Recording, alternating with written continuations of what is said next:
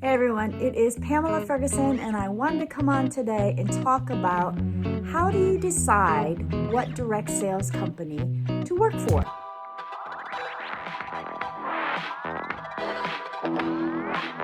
Hey, it's out there. Everybody wants a side hustle, a plan B, especially because we know, unfortunately, today that employers are not that loyal to their employees. I wish it were different, but that's not always so. So unfortunately, we cannot predict when you might have a job loss or a layoff or any of those things. So it's very smart financially to have a side hustle or a plan B that you kind of work alongside. That doesn't mean you spend a zillion hours on it. It really means you could spend as much time as you feel that you want to. So how do you know? I have to say that there are lots of great MLM or direct sales companies out there. You just have to, look at some key factors in deciding which one you want to do. So let's talk about number one.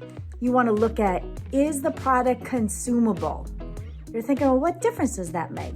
Well, if you're going to, represent or sell something that people only need one of or a few of, it's going to be very difficult to have repeat customers.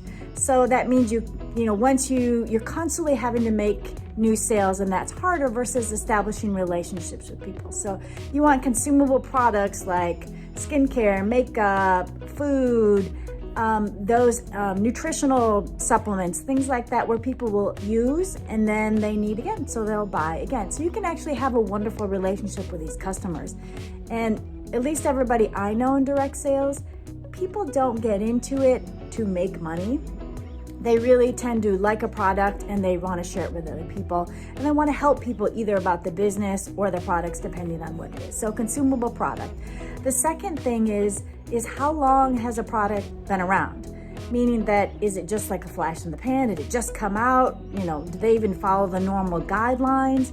How are they represented within the community? It's hard to know with a brand new company. But if you have a company that has a little bit of longevity, I don't necessarily mean 30 years. I mean, that's great, but that's not the only decision you need to make is the length. Is their reputation in the community? Are they strong? Are they unknown? What is it within the community? Another thing you need to look at to find out which direct sales company you may be interested is the way they treat their representatives or consultants or whatever they call them, or also how do they treat their customers? Do they have good customer service? Those kinds of things. Do they stand behind their products? Do they have money back guarantees?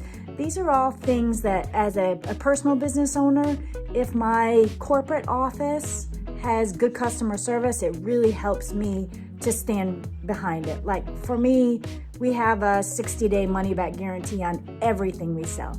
Even if they've used it all, they can return it for their money back. So for me, that always makes me feel good to be able to sell something to somebody, because I know that if it doesn't work for them, and everything doesn't work for everybody, they can return it without, losing their money.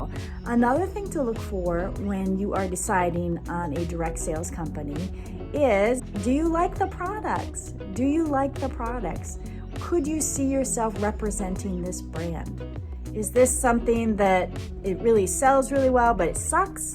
Or what do you feel about this? You should feel, maybe not at the beginning, but as, because you wouldn't have tried everything that they offer maybe, but as you get to know the products more, do you actually like them?